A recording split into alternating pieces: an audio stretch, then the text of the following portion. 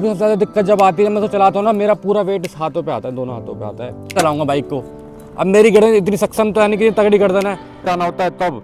अगर कोई मुझसे कहना कि इस बाइक को लेकर तू वहाँ चले जा, ले लद्दाख चले जा, भाई मेरे बस की नहीं जाना। मेरी मम्मी इस बाइक पे नहीं बैठती, साफ मना कर देती बैठने से पहले, मुझे नहीं बैठना इस बाइक पे। मैं हूँ दीपक और आपका स्वागत है दीपक ऑटोमोटिव में। आज मैं आपको रिव्यू करने वाला हूँ R15 का। ये बाइक है पूरी 5 साल पुरानी और यह बाइक आती है R15। इसमें आता है 155 सीसी का इंजन और मुझे इसे खरीदे पूरे 5 साल हो गए। मैंने 5 साल में इसको चलाया ना 12 किलोमीटर।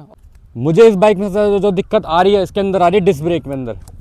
मैंने इस डिस्क ब्रेक को कई बार चेंज करवा चुका हूँ इस बाइक के अंदर, लेकिन इसके अलावा इस बाइक में कोई दिक्कत नहीं है। इसका अगर माइलेज की हम बात करें, यह आपको लोकल में देती है 35 का माइलेज और ऑन हाईवे देती है 45 का माइलेज। अगर आप इस बाइक को लेने का प्लान करें तो कुछ बातों का खास ध्यान रखें।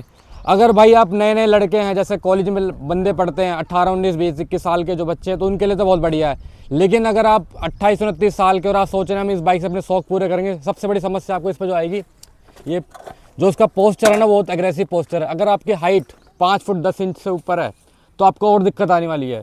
अगर आप, क्योंकि मेरी हाइट 5 फुट 11 इंच है और मेरे को सबसे ज़्यादा दिक्कत जब आती है मैं तो चलाता हूँ ना, मेरा पूरा वेट इस हाथों पे आता है, दोनों हाथों पे आता है और पूरी मेरी कमर दुखती है। अगर हेलमेट जब लगाता हूँ मैं 1500 ग्राम का, जब मैं हेलमेट पहनता हूँ तो मेरी पूरी की पूरी ये गर्दन दर्द करती है। तो भाई ये कंफर्ट के हिसाब से बाइक बिल्कुल नहीं है, बहुत बेकार है कंफर्ट के हिसाब से। बस थोड़ी सी आपको लुक बनानी है तो ठीक है। और अगर आप 28, 29 साल के आदमी है तो आपके लिए बाइक है नहीं। अगर आप सोच रहे हैं कि किसी को देख के आपने बाइक ले ली तो बिल्कुल मत लेना भाई इस बाइक को। मेरा तो बिल्कुल जेन्युइन रिव्यू यही रहेगा।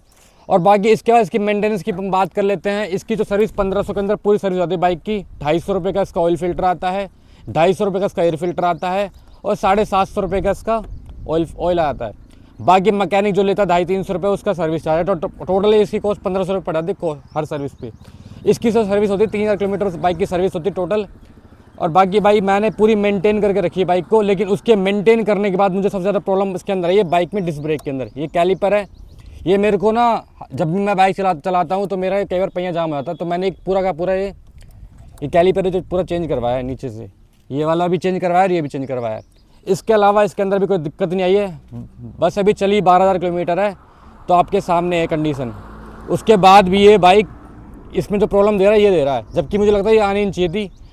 यामा वैसे तो अपने हिसाब से बहुत अच्छी बाइक है, बिल्ड क्वालिटी में भी अच्छी है और परफॉर्मेंस में अच्छी है। ये बाइक वैसे 155 सीसी के अंदर आती है और 155 सीसी होने के बाद पूरी 155 भाग जाती है, इसमें कोई डाउट ही नहीं है।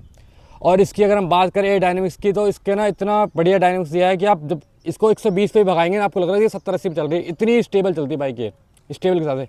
बस इसका जो ड्रॉबैक वो है बाइक का, आपकी कमर दुखेगी। अगर आप उससे कॉम्प्रोमाइज़ कर सकते हैं तो आप इस बाइक पर जा सकते हैं।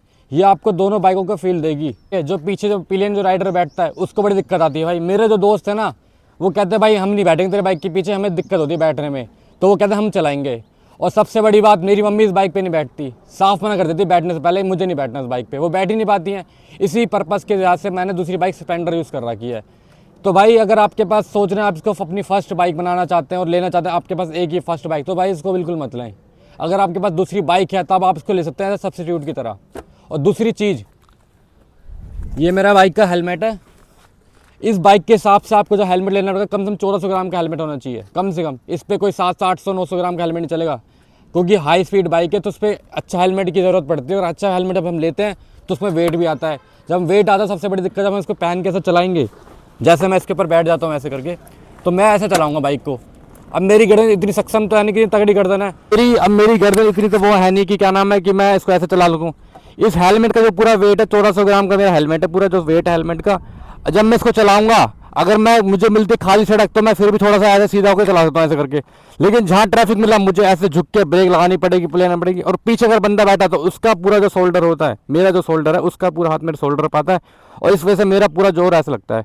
कमर में दर्द, गर्दन में दर्द, फील के नाम पे आपको ना रुला देगी बाइक, ट्रैफिक में अगर हम फंस गए तो।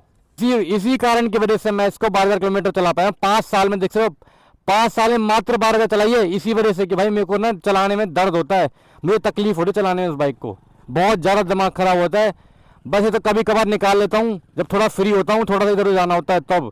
अगर कोई मुझसे कहना कि इस बाइक को लेकर तू वहाँ चले जा, ले लद्दाख चले जा, भाई मेरे बस की नहीं जाना, बिल्कुल बस की नहीं है। और मैं तो भाई इससे ना हद से 5 या 6 किलोमीटर जाता हूँ मैं लोकली, या तो गाड़ी चले जाएंगे या फिर बाइक चलेंगे स्प्लेंडर में मैं चलाता हूँ। उसके अंदर इतनी जान नहीं है, लेकिन जब उसको चलाता हूँ ना तो लगता है मैं इसे 200 किलोमीटर चला सकता हूँ, क्योंकि भाई सीधे आता हूँ सीधा, कोई दिक्कत ही नहीं आती है। पर इसको तो भाई बिल्कुल मेरे को दिक्कत आती है। तो भाई इस बाइक को अगर आप लेने की सोच रहे हैं ना, मेरा ये जेन्युइन रिव्यू भाई कि इस बाइक को मत लें। अगर आपके फर्स्ट बाइक की प्रायोरिटी आप समझ रहे हैं तो इसको बिल्कुल मत लें।